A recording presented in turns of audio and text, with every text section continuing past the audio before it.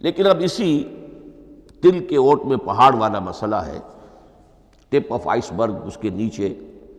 وہ کتنا بڑا تودہ ہوتا ہے۔ کلام جو ہے اللہ تعالیٰ کی صفت ہے، اور یہ بڑا مسئلہ گہرا ہے، اور علم کلام کا ایک بڑا پیچیدہ مسئلہ ہے کہ ذات باری تعالیٰ اور اس کی صفات کے مابین کیا ربط و تعلق ہے۔ آیا صفات ذات کا جز ہیں، جزو لا ینفک ہیں، حصہ ہے، یا کچھ زائد بر ذات، جس کو علامہ اقبال نے ایک جگہ کہا ہے صفات ذات حق، حق سے جدا یا عین ذات۔ یہ ہمارے علم کلام کا ایک بڑا پیچیدہ مسئلہ ہے، لیکن یہ کہ اس میں متکلمین کا جو تقریباً اجماعی فیصلہ ہے وہ دو لفظوں میں آتا، لا عین ولا غیر۔ اللہ کی صفات نہ تو اس کی ذات کا عین ہے، نہ اس کی ذات سے غیر ہے۔ بہت پیچیدہ شکل ہے، اور یہ بھی اس وقت کا میرا موضوع نہیں ہے، میں صرف کسی اور موضوع کے لیے صرف حوالے دے رہا ہوں۔ بہرحال قرآن مجید کا جو تعلق ہے ذات باری تعالیٰ کے ساتھ، وہ اس مسئلے سے بخوبی واضح ہو جاتا ہے کہ چونکہ یہ اللہ تعالیٰ کی صفت ہے، اور صفت کو ہم یہ نہیں کہہ سکتے کہ وہ ذات باری تعالیٰ سے جدا ہے، یہ بھی نہیں کہہ سکتے کہ اس کی ذات کا جزو لا ینفک ہے۔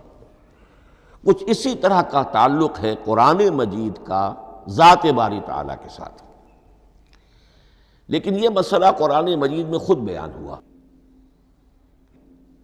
اور سورہ حشر کی آیت میں تو یہ فرمایا گیا، اللہ تعالیٰ نے اپنے اس کلام کی عظمت کو یوں بیان کیا، وہ عظمت کما ہیا، جیسے کہ وہ فی الواقع ہے، اور جس کا کہ گویا کہ پورا ادراک ہمارے لیے اپنی بہت سی محدودیتوں کی وجہ سے ممکن نہیں ہے، لیکن ایک تمثیل کے پیرائے میں سمجھایا، لو انزلنا ھذا القرآن علی جبل لرأیتہ خاشعا متصدعا من خشیۃ اللہ وتلک الامثال نضربها للناس لعلہم یتفکرون۔ اگر ہم نے اس قرآن کو کسی پہاڑ پر اتار دیا ہوتا تو تم دیکھتے کہ وہ دب جاتا اور پھٹ جاتا اللہ کے خوف سے۔ اور یہ مثالیں ہیں جو ہم لوگوں کے لیے بیان کرتے ہیں تاکہ وہ غور کریں، تدبر کریں، سمجھیں۔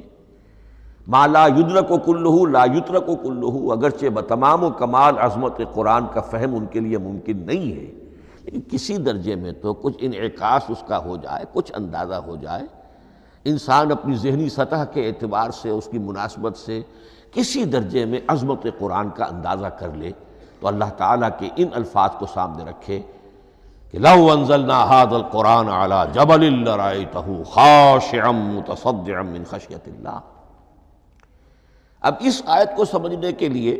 سورہ اعراف کی آیت نمبر 143 کو سمجھنا ہوگا، اسی اصول کے تحت کہ القرآن یفسر بعضہ بعضا، قرآن کا ایک حصہ دوسرے حصے کی تشریح کرتا ہے۔ وہاں یہ واقعہ بیان ہوا ہے کہ حضرت موسیٰ علیہ السلام کو جب اللہ تعالیٰ نے کوہ طور پر طلب فرمایا 30 راتوں کے لیے، جس میں بعد میں 10 کا اضافہ کر کے وہ ایک 40 رات کا ایک کورس بنا، دن رات، اس موقع پر جو مخاطبہ الہی، مکالمہ الہی سے مشرف ہوئے حضرت موسیٰ علیہ السلام، تو ان کی آتش شوق بھڑکی، اور انہوں نے بڑی جرأت کر کے یہ درخواست کر دی، رب ارنی انظر الیک، پروردگار مجھے اپنا دیدار بھی عطا فرما، مجھے موقع عنایت فرما، میں تجھے دیکھ سکوں۔ یہ ان کی وہ آتش شوق کا مسئلہ ہے، لیکن جواب کیا ملا؟ لن ترانی، تو مجھے ہرگز نہیں دیکھ سکتے، ولیکن انظر الی الجبل فإن استقر مکانہ فسوف ترانی۔ لیکن ظاہر بات ہے کہ حضرت موسیٰ علیہ السلام کو بات سمجھانے کے لیے کچھ مشاہدہ بھی کرانا تھا۔ فرمایا تم مجھے نہیں دیکھ سکتے، البتہ اس سامنے کے پہاڑ پر نگاہ جماؤ، ہم اس پر اپنی ایک تجلی ڈالیں گے۔ یہ اگلی الفاظ کے اندر وضاحت ہے، میں یہاں پہلے سے بیان کر رہا ہوں سمجھانے کے لیے۔ اگر وہ پہاڑ ہماری اس تجلی کو، تجلی کسے کہتے ہیں؟ جلا، روشنی، تو اللہ تعالیٰ کی طرف سے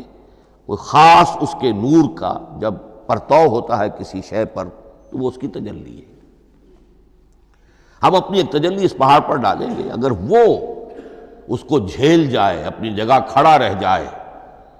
تو تم سمجھنا کہ شاید تم بھی ہمیں دیکھ سکو۔ فلما تجلی ربہ للجبل، اب یہاں وہ لفظ آ گیا، جب اللہ نے تجلی اپنی پہاڑ پر ڈالی، جعلہ دکا وخر موسیٰ صعقا، وہ پہاڑ ریزہ ریزہ ہو گیا